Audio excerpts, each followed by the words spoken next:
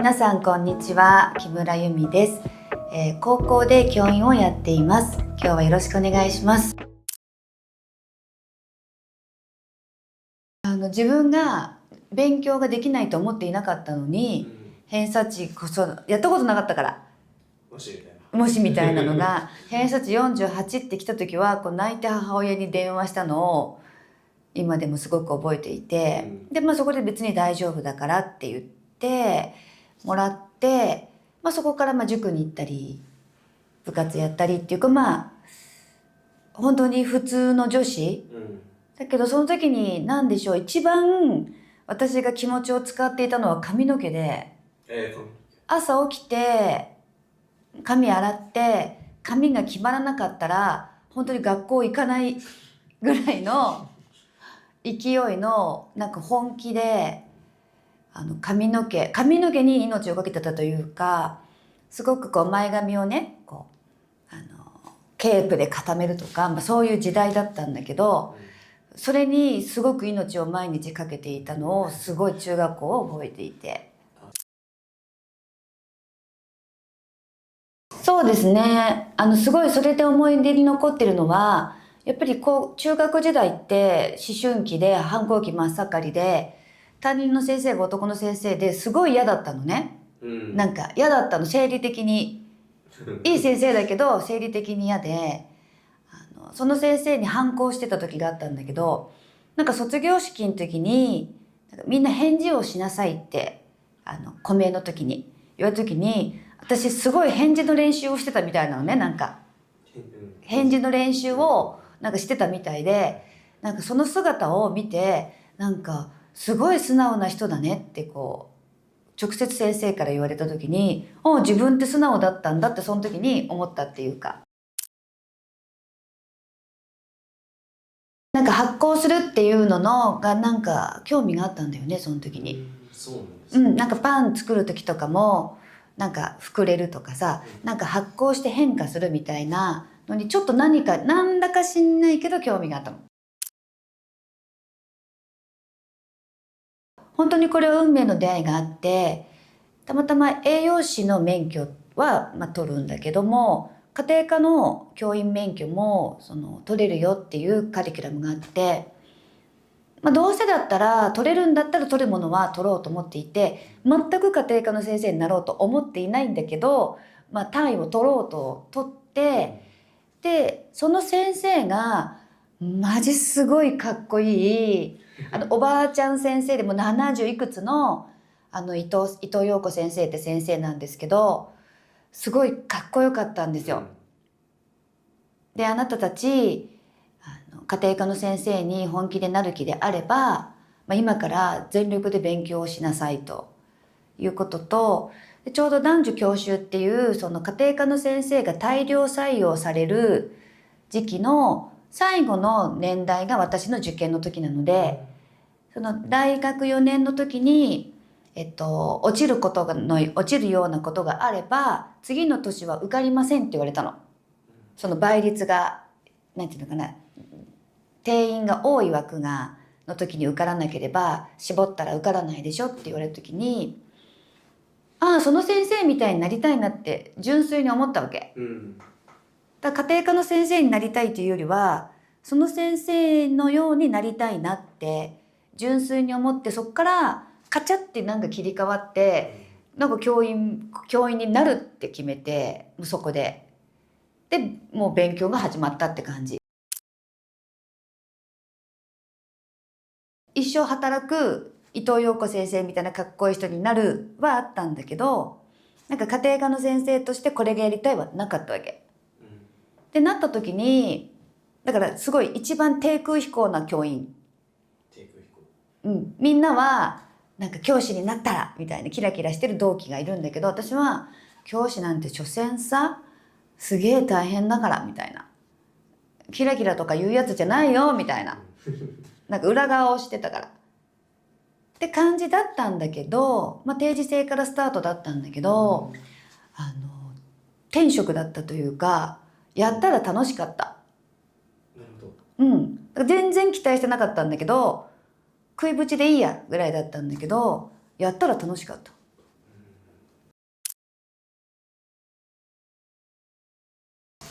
移動して今度は普通の学校に移動したんだけど、今度は進学校、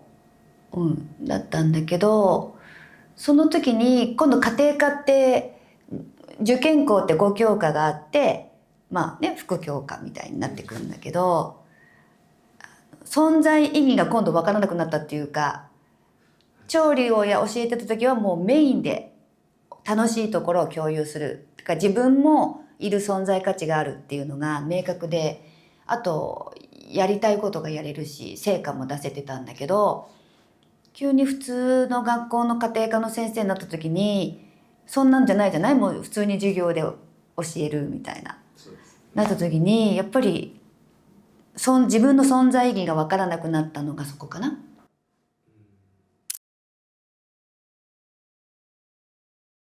そうね、一旦下がったんだけど、これもすごい面白い縁で、その学校が生活指導っていうか頭髪指導をやってない学校だったんだけど、それまでだから何色でも OK、だからみんな動物みたいな色してて、すごいいろんな色だから自由な校風だったんだけど、私が行った2年目からもう黒髪にしましょうとか、勉強頑張らせましょうみたいな教育の方向転換をして、でその新しい初年度の学年の担任になったわけ。だから私が黒髪指導となんていうの、生活指導のトップみたいなっていうその立場が与えられて、の時にやっぱ与えられたことはやるっていうまた性質があるわけ。でそれをやるっていう過程ですごく、悩んだりするんだけど、それでまた目標がそっちにカチャってこう切り替わった感じ。なるほど。そこでちょっと上がっていったって感じですか。上がったというよりは、より役割をこなそうってなった時期かな、時期的に。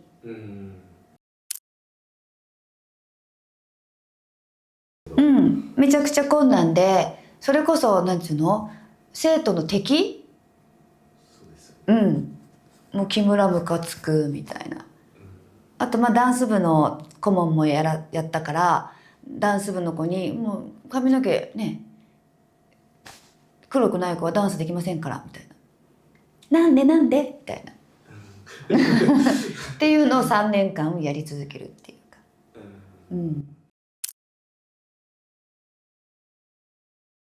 か。まず一つやったらどうなるんだろうって、世の中で黒髪の指導って効果が本当にあるのかどうなのかっていうね、その根拠のない黒髪指導なのか、やったら人は変化するのかっていうのをやり抜いてみてみたいなと思ったっていうか。で結果として効果がある。ある意味魂の発露みたいな、なんかこうちょっと髪の毛染めたいって結構メンタルとつながってると思うのね。中学生が高校生になったら髪の毛染めるみたいなの。でも社会的な力でグッと抑えると元気なくなるの。自分のやりたいことをやろうとしたら止められるんだみたいな。でそれに言うこと聞かなきゃいけなくなっちゃうんだっていうと元気がなくなるの。でそこに勉強をしろっていう新しい目標を入れるとやるようになるんですよ。でそれが分かったから、それは仕事としてやったけど良くないことなのも分かった。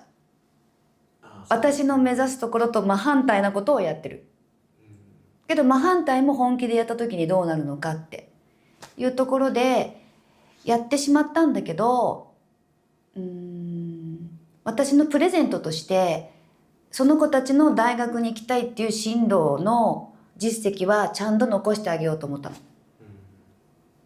だから例えばマーチに行きたいとかどこに行きたいみたいになったら、それはしっかり自分が分析していろんな先生に頼んで受かるようにはした。そこは結構結果がちゃんと結果は出たと思うけど、自分のクラスはなんとかなった。成果は出たと思う。数字としては私の数値目標としても満足。けど生徒から見たら全員が行きたいとこに行けたわけじゃないし、学年全体で見たら多くの人が行きたいとこに行けないか時にちょっとがぜんとなんか自分のやってる教育って正しかったのかっていうクエスチョンが立った。クエスチョなんだろう、進路実績、行きたいような大学に行かせるために他の髪の毛ねしたいとか自由にしたいっていうのを全部ダメって言って勉強しなさいってこうすごくやっぱりそこもなんていうのかなコントロールするわけなんだけど、みんなついてきてくれたけどそれっていい教育だったのかなっていうのに自分の卒業生を出してやっぱり悩んだ。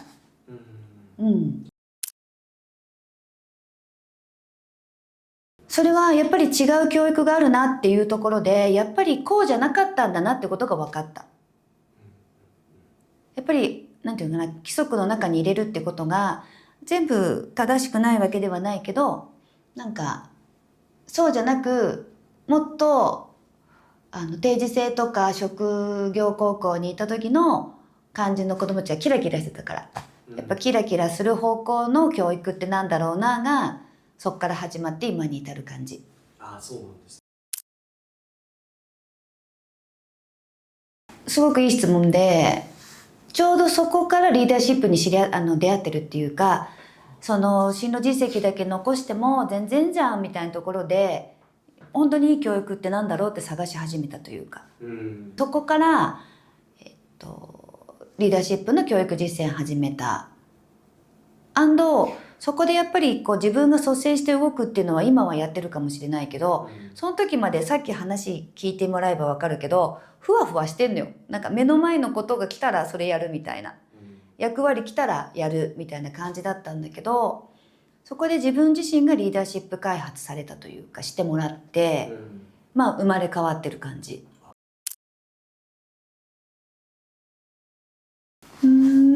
やっぱりすごく教育について考えた時に特に駒場において自分が何が今度はできるかっていうところ、その家庭科の授業中に他の5教科の勉強したいだろうとかね、いろいろ思う中でも受けなきゃいけない授業なので、その授業の価値をどうやったら出せるかっていうのを探し始めたっていうか、でその時にリーダーシップであってまず自分が自己主導型になったというか、すごくこう自分から一歩踏み出すようになったわけで、それの経験ってたまたま教授に知り合って全然何も私そのアカデミアの世界ね、アカデミックの世界知らない中で、なんか木村さんの実践をなんかちょっとカンファレンスで発表してみないってなんかメッセンジャーでフーって来て、でね、イエスだからイエスやりますみたいに言った時に、僕がカンファレンス、学会でね発表する20分をもらうのに何年かかったか分かるって、でも君はもうすぐ発表する機会をもらえるんだよって言われて、また価値が分かんないからそうなんですねみたいな感じだったんだけど、実際どういう場か分かってきた時にビビってきたわけ。やべえみたいな、これすげえ場、大学でみんないろんな大学の先生が集まった場で発表するやつだよみたいなのが分かってそっから本当に死ぬ気で3ヶ月間、発表の準備をして死にそうだった。でお作法も分かんないけど好きにやれって言われて、好きにやれってすみませんお作法教えてくださいみたいな感じなんだけど、自分のやれることはやった。でも他の先生の発表とかね聞くともう私が最低というか幼稚使う言語も違う、すごく幼稚な発表なわけ。それは自分でも分かった。でもシュビってなってたわけ。こうもうなって時に教授がいらっしゃってあなたのベストを尽くしたのは僕は認めますって、それでよろしいって言われた時に、今までずっと相対的に評価されてきたっていうかのに初めて社会に出て絶対的に評価をされたわけですよ。君のベストだって言われた時に感動した。確かに私は私のベストだったと思ったし出し切った。時に相対的には30点かなみたいなね時に絶対的に100点だよって言われた時の感動は自分が全力でやれば何でもできるっていうことにつながるっていうか、からやれって言われてやりますって言ってやったらなんか次の扉がブワッて開いた感じ、なんだ私何でもできんじゃんみたいな、なんか女子は専業主婦とかやってりゃいいみたいな環境から何でもできるよみたいなにすごくシフトしたんだよね、一瞬で。あそこのタイミングで。そうなの。そこのところは結局志願してテストを受けてやっぱり令和3年に開校するってところに行って、結果としてなんだろうな、今度は期待値が高すぎてその学校を世界一の学校にする意気込みで行ったわけ。なんだろう、今までの経験がちょうど25年溜まってきて、こっから残りの教員人生はここで終わらせようと、あと十何年あるんだけど全部この学校に費やそうというすごい強い思いがあったというか、でゼロから始めて1期生の担任みたいなことをやった時に、なんだろうな、理想が高くなっていたし、気合が入りすぎていて、そうするとこう理想と現実のギャップがすごく出てきたのと、やっぱコロナっていうことがあって、やっぱやれることとやれないことを考えるとやれないことが多くなってきたというか、そうするとその理想が高かっただけにやりたいことが全然やれていけなくなると、なんていうかな、なんで教師をやってるのかなみたいになるというか、なんか人生がこう迷うというか、そんな状態になってそこはもうすぐ辞めてるの。あ、そうだったんですね。ある意味人生最大の絶望というか、なんだろう、本当に信念を持ってやろうってこう決めたことがなんか全てやれない感じ。で気持ちもメンタル的にも体力的にもこう限界になってくるし、ここは一旦なんていうのかな、やめて出直そうみたいなところに入ったっていうか。そうだね、その面白くて、あの時ってやめようと思ってたわけじゃなく、やめざるを得ない状況が全部来るっていうか、もうなんていうの、やめるやめないの自分の意思で決めてるんだけどね、けどもうその状況が整うからやめない選択肢がなくなってくんだよね。で人生って今思うとそういう時が来るというか、天気はそういう形でやってくるというか、誰よりも教員を辞めない代表選手みたいな人だったのが、自分が辞めるんだみたいな。でもやっぱり絶望したね。辞めることは辞めるって決めたけど、本当に人生かけて教員をやっていこうと思ったのに、それがもうやれないというか、どこかで意識じゃないところの自分がノーって言ってるみたいなね。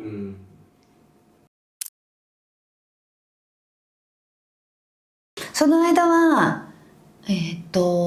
また本当にご縁に恵まれて、今度は大学で教えたり、他の高校、私立も都立も含めてこうお話をいただいて、だから毎日ここの学校に教えに行くとか、あとは社会人の企業研修とかになんか研修講師として行くとか、様々に教えるっていうのは全部一緒なんだけど、それが高校生だったり大学生だったり企業の方だったり、あと幼稚園生もやってみたりして、もうあらゆるその年齢層に対してそのコンテンツは用意されるんだけど、それをなんか教えるっていう2年間。でもその時に家庭科の教員辞めたのに、家庭科の歴史とか学習指導要領とか家庭科の授業のテクニックとか教えた時に、私めっちゃ家庭科好きだなって気づいたの。でみんなに家庭科って本当にいいっすよみたいな。もうたまらないんですよこの家庭科みたいなことを学生さんにお伝えしていくんだけど、私こんなに家庭科好きだったんだみたいな。それもやっぱりご縁があって、まずはその大学で家庭科の授業をやってたっていうことで家庭科面白いなってまた再認識し始めていた。あとは週に1回の関係性ってやっぱりこうつまらないなって、毎日毎日会って毎日毎日関わりたいなみたいなのがちょうど思ってたんだけど、その今の2年間の仕事が軌道に乗り出していて、ご飯もまあまあ食べられるようになってきていて、このままいけばもっと、仕事を拡大していって、例えば企業の方に増やすとか大学ももっとねっていう風にできたんだけど、なんかちょっと心なしなねの途中で高校の先生を辞めているので、もう一回なんかちゃんとゴールテープ切りたいなっていうか、ちゃんともう一回今の自分でしっかり向き合いたいなと思って、もう一回テスト受けようみたいな。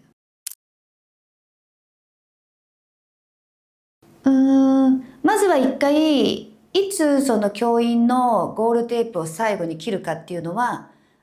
わからない。今年かもしれないし、今年度かもしれないし、3年後かもしれないし、もしかして定年までやるかもしれない。けど、まずはしっかり納得のいくところでゴールテープを切りたいなと思っていて、理想としては定年まではいるって感じじゃないかなっていう、タイミングが来たら次の一歩を踏み出したいなっていうか。でもそれにはやっぱりゴールテープを切る必要があって、一旦きっちりやめるっていうのがまず一つの目標、と今度はいろんな同志というか思いを一緒にする人たちがたまたま前の仕事を辞めてどん底に落ちて、そこから這い上がる過程で私をすごく助けてくださった人たちとか、あとそこでやっぱ自分が変化したんだろうね。辞めたことによって新しい価値を取り込んで、古い価値観も置いたりして、私が新しい私になったことによっていろんな人と出会えるようになった時に、何か様々に一緒に何かやろうみたいなところが出てくるようになってきたっていうか、でその中で育っていくものがあれば、次は今度何て言うのかな、本当に自分がやりたいと思うことを一緒にやりたいと思う人たちと一緒に何か作りたいみたいな。でもその何か作るってものはやっぱり私としては青年、その高校生とか大学生に役に立つものにしたいなっていうか、だからそこに向かって永遠に教育っていうところのその青年にとって役に立つもの、勇気が出せるもの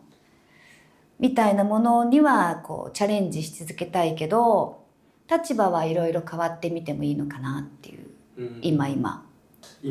夢を持ってたりとか目標を持ってる、でもなかなか一歩踏み出せないみたいな人も世の中にはいると思うんですけど、そういう人に向かって何かメッセージがあればお願いします。なかなかバンジージャンプも飛んじゃえばどうってこともなくて、で死なないから死なないこと以外はやってみたらいいと思う。のと、やってみるってことかな。けどもっと言うと、やりたいことをやって一歩踏み出した時に助けてもらえる人たちを作るために、日頃の自分は誠実に人に向き合うとか、自分ができる範囲のことでやり抜くとか、そういう習慣、できる限り人を裏切らないとか、やれることは人に対してやるみたいな、先に貯金しとくっていうか、貯金できるところはいろんなところにその自分のエネルギーを他者とかいろんなものに貯金しておいて、で何かあった時はそれがどこかから引き出せるような、なんていうのかな、回転なんじゃないけど、そんな渦にいることによって挑戦がしやすくなる。要は人との関係性を大事に、あとは自分を大事に、でやりたいことが見えてきたらやるっていうのがまあ原理原則なんじゃないかなと思ってる。じゃあ今回はこんな感じではい終わります。ありがとうございます。